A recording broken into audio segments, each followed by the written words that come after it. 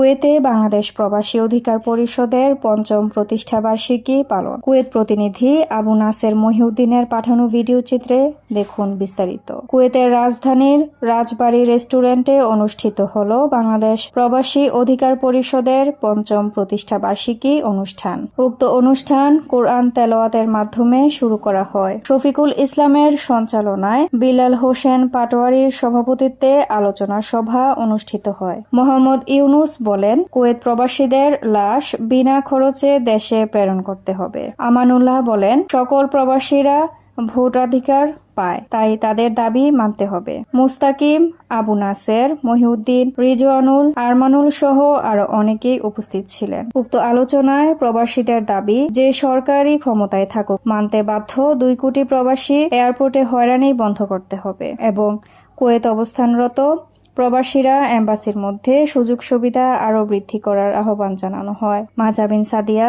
News desk, daily news Bangla 24।